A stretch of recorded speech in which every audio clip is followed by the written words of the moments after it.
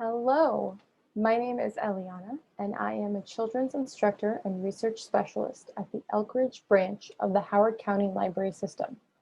Welcome to Math Games from Around the World. Today, we'll be talking about Senegal. So here is how class will go. Right now, we are in the introduction, where I tell you about the class. After this, I will talk for a while about Senegal, giving you some basic information about the country. Once I finish that, I will tell you a folk tale from Senegal. After the story, I will explain the basics of how to play the game Yote. Then I will show you a video demonstration of the game itself, and then I'll say goodbye. That's it. In the email you got confirming your registration and sending you the link to this class, you should have also received a couple of attachments. Those files contain the detailed instructions for how to play Yote and a printable board to play the game. Even if you don't have a printer, you can draw your own board on a piece of paper or use part of a chess or checkerboard. But we'll talk more about that later. For now, on to more information about Senegal. Senegal, officially the Republic of Senegal, is a country in West Africa.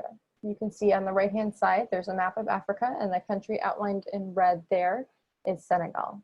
You can see a closer view in the right-hand map. So in fact, Senegal is the westernmost point in mainland Africa, in the whole old world even. It borders the Atlantic Ocean to the west, the countries of Mauritania and Mali to the north and east, and Guinea and Guinea-Bissau to the south. Completely contained within Senegal, except for its little bit of Atlantic coast, is another country called the Gambia, which is made up of a narrow strip of land surrounding the Gambia River. You can see also in the middle of this picture here, you have the flag of the Republic of Senegal. Senegal's capital and largest city is Dakar, which is located on a peninsula that sticks out into the Atlantic. About 15 million people live in Senegal, coming from a number of different ethnic groups. People and their ancestors have been living in the area that is now Senegal for many thousands of years. In fact, archaeologists have found tools dating back to the Paleolithic era, or the Stone Age. You can see in this picture a hand axe. This one was found in Egypt, but it's similar to the type of tools that have been found in Senegal, showing human activity in the Stone Age. So a number of different African kingdoms ruled over the area that would become Senegal over the centuries. Perhaps because of its location right on the western edge of Africa, Senegal, sometimes called the Gateway to Africa, was one of the earliest places in Africa where European traders explored. Portuguese traders landed in the mid-1400s, with other European nations following not long after. An island right off Senegal became a port used for the slave trade, in which Europeans sent Africans that had been captured across the ocean back to Europe or over to their New World colonies. That's over here in the US and Americas. Portugal, the Netherlands, France, and England fought over control of the area, and France took control in the late 1800s. So you can see in this picture, the left-hand side in that blue is French West Africa. So they had a large area, not just Senegal, that they were in control of. In 1960, Senegal joined with what was then French Sudan and declared independence as the Mali Federation. And that's the map you can see on the right-hand side. The red area was the Mali Federation, which declared independence in 1960. But they split just a few months later into two separate countries, Senegal and Mali. Unlike many other countries that were previously colonies, Senegal's transition to independence was peaceful, and its government has been fairly stable in the years since then. Senegal is mostly pretty flat, with some higher cliffs found near the capital and along the southeastern edge of the country. Rolling sandy plains cover much of Senegal, but the country has 3 different climate zones, even though it isn't that huge. In the north, you can see in the red of the map on the left here, the climate is hot and dry as it lies on the edge of the Sahara Desert. So it's called a warm desert climate. In central Senegal, which is the orangey yellow in the middle there, the climate is semi-arid, which means it doesn't get much rain, but it's not as dry as a desert. So that's called warm semi-arid climate. The temperatures are also milder than the extreme heat that happens in the desert. The southern part of Senegal, which is what you can see in blue at the bottom of the map there, receives more rain and has what's called a tropical savanna climate. Because of how close it is to the equator, even the coolest parts of Senegal in the coolest months stay fairly warm by our standards into the 60s. So it doesn't get very cold there. With this variation in climate through the country, Senegal provides homes for a variety of plants and animals. In addition to the grasses that grow in the savanna and the plains in northern Senegal, thorn bushes and baobab and acacia trees are common in these areas. The southern half of Senegal has more woodlands, although they are dry woodlands. When the rainy season begins, the plants grow quickly. Bushfires happen each year during the dry season, which help keep clear open areas. Acacia and baobab trees are common in the south as well, along with mahogany trees. In fact, the baobab tree, which is what you can see in the picture on the right-hand side here, that big tree, is one of the national symbols of Senegal. Dense forests can be found in the extreme southwest area of Senegal with oil palms, teak trees, and silk cotton trees. Mangrove swamps, with mangrove trees of course, are also found in this area. Elephants, antelope, lions, panthers, cheetahs, and jackals can be found in a national park in eastern Senegal, but they have been displaced from much of the country by human settlement. Smaller mammals are still found throughout Senegal though, including warthogs, hares, and monkeys, such as the green monkey you can see in this picture on the left-hand side. Birds, including the partridge and guinea fowl and the red-throated bee-eater that you can see here on the right-hand side, live in Senegal also. Reptiles who make their home in Senegal include pythons, as well as cobras and other venomous snakes. The rivers in Senegal provide habitats for crocodiles, hippos, and turtles, and fish and crustaceans live in the rivers and the coastal ocean waters. As I mentioned earlier, the people in Senegal come from different cultural and ethnic groups. The largest group is the Wolof people, whose language, also called Wolof, is the most widely used in Senegal. French is the official language of Senegal, though, thanks to its history as a French colony. 10 other languages are listed as national languages of Senegal as well, reflecting the diversity of backgrounds and groups that Senegalese people belong to. Altogether, almost 40 different languages are spoken in Senegal. One of the languages other than French and Wolof is a version of Arabic, which was introduced to Senegal along with the religion of Islam by traders from the north hundreds of years ago. Although Senegal is a secular state, which means there is no official religion, the vast majority, over 90%, of Senegalese people are Muslim. About 7% of people in Senegal are Christian, mostly Roman Catholic, and only about 1% of the population follow traditional African religions, according to surveys that have been performed. Most of Senegal's economy is supported by its commodities and natural resources. Fish processing, fertilizer production, petroleum or oil refining, construction materials, and shipbuilding and repair are major industries in Senegal. Of course, agriculture is important too, with crops such as corn, which you can see in the picture on the right-hand side here, peanuts, sugarcane, cotton, green beans, tomatoes, melons, and mangoes all being grown in Senegal. People traveling to visit Senegal also support the economy by spending money on hotels and tours and other activities. Senegal is well known for the West African tradition of storytelling, which is done by griots, who have kept West African history alive for thousands of years through words and music. The griot profession is passed down generation to generation and requires years of training and apprenticeship in genealogy, history, and music. Many griots accompany themselves on a long-necked instrument with many strings called a kora, which is what you can see in this picture on the left-hand side. That's a griot with a kora, or sometimes the type of drum. Senegal's musical tradition is famous across Africa, with a style of popular dance music called mbalax, originating in Senegal and the Gambia. Some traditional types of drums, especially the sabar and tama, are popular with different ethnic groups throughout Senegal as well. Wrestling and football, the soccer kind, not NFL kind, are the most popular sports in Senegal.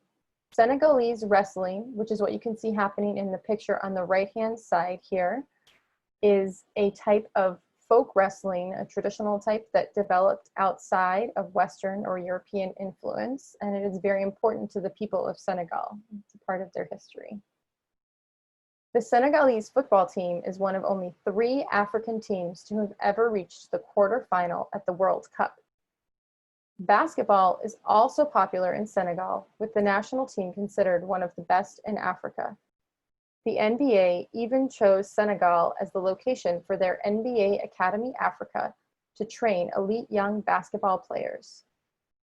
Of course, people in Senegal play other games besides these sports.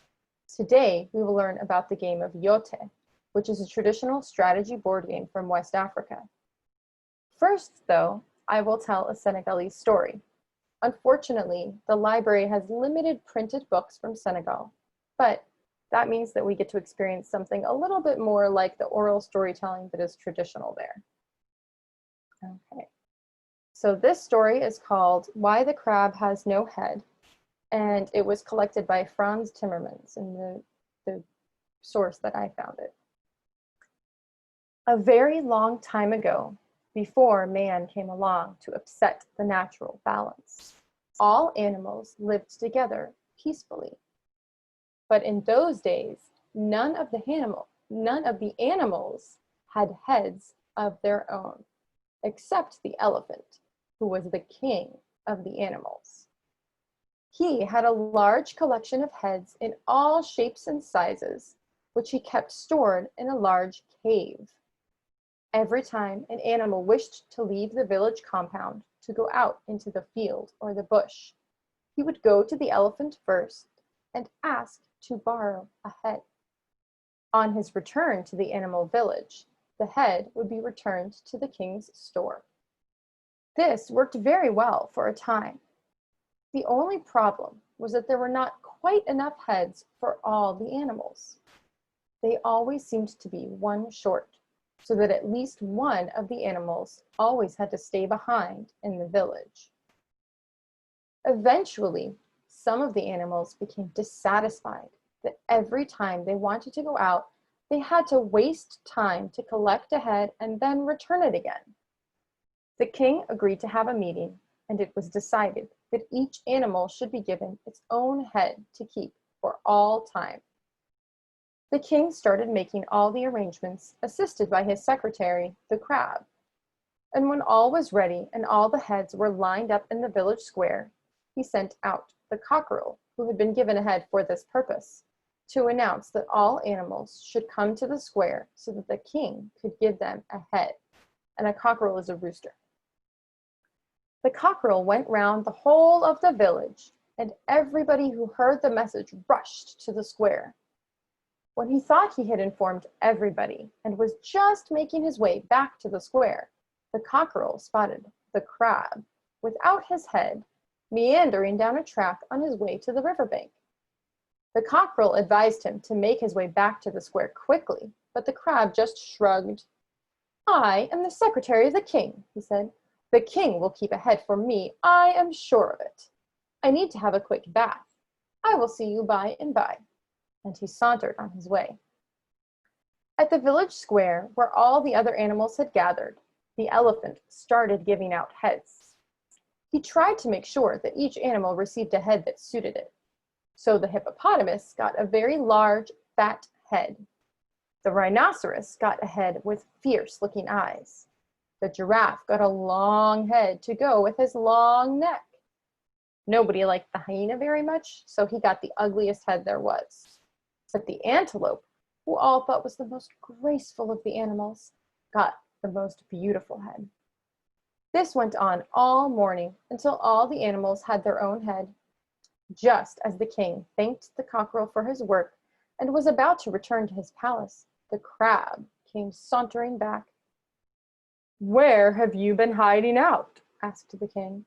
"I'm afraid all the heads have been given out, and there is not a single one left for you." However much the crab protested, there was nothing to be done. And that is the reason why, to this day, the crab goes through life without a head.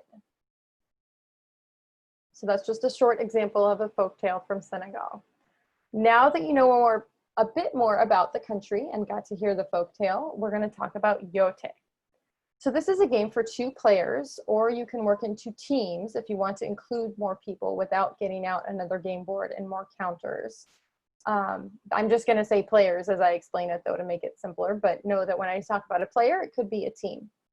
And as I said, you should have received detailed instructions and a printable board in the email. If you have any questions, you can email AskHCLS. I'll provide that at the end. But you can also count out 6 by 5 on a chess or checkerboard, so you're using the right amount. Or you can draw your board, or you could build it out of some sticks outside or rocks, whatever works for you. Be creative. Okay, each player needs 12 counters. These you can also be creative. They can be anything you have lying around the house, as long as you can tell which counters belong to which player. So I've used different colored beans before, or you'll see in my demonstration video, I have some little glass beads that are white and black, so you can tell the different ones. You can borrow pieces from a different game if you have that, or Lego pieces, coins, whatever works for you. Be creative, anything you can find. So once you have your board and counters, the players take turns placing their counters on the board, 1 counter at a time. Players do not have to place all of their counters during this part of the game. They can keep some aside to place during the next phase of play if they want. Once the players are done placing counters and ready to move on, players take turns moving their counters. You can move your counter to any open space adjacent, which is directly next to the space that you're in. You can move forward, backward, or to either side, but diagonal moves are not allowed, so not diagonally. You can also jump over the other player's counter if there is an open space on the other side, and you'll see that in the video. If you do that, you get to remove the counter that you jumped over, plus another bonus one. Those counters that you remove cannot be put back in the game. They are out.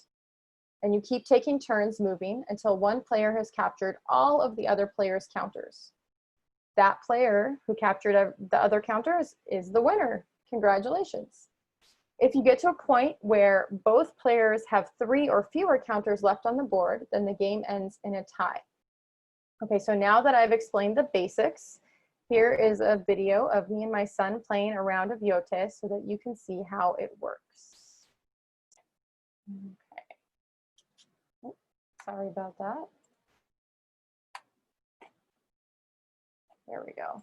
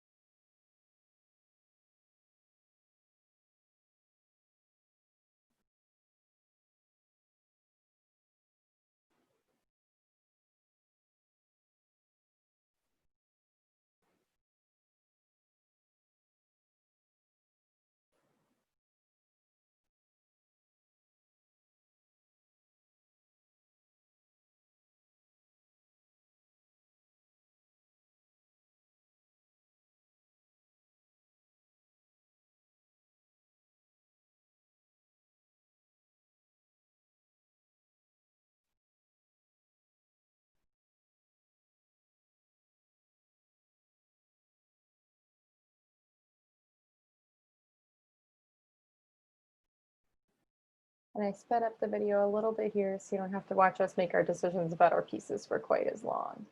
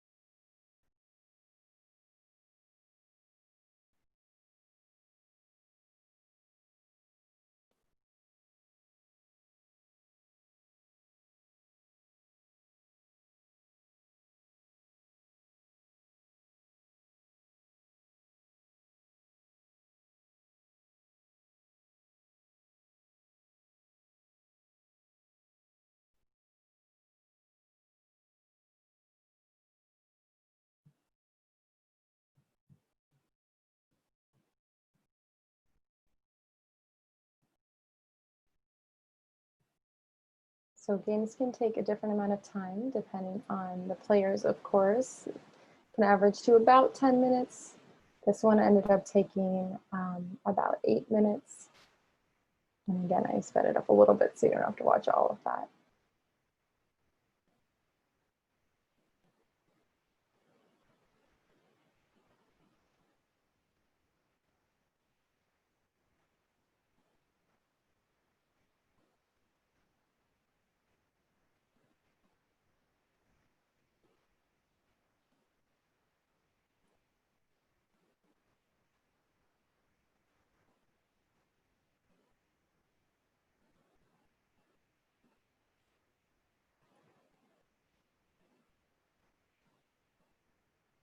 Okay, so you can see my son beat me, and maybe you'll beat your parents or siblings or whoever you get to play with. I hope you get to enjoy the game.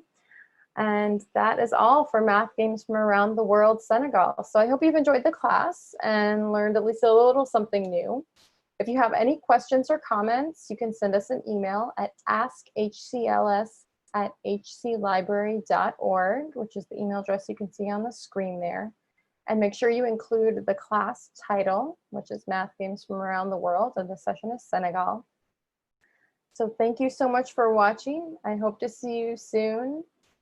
Bye.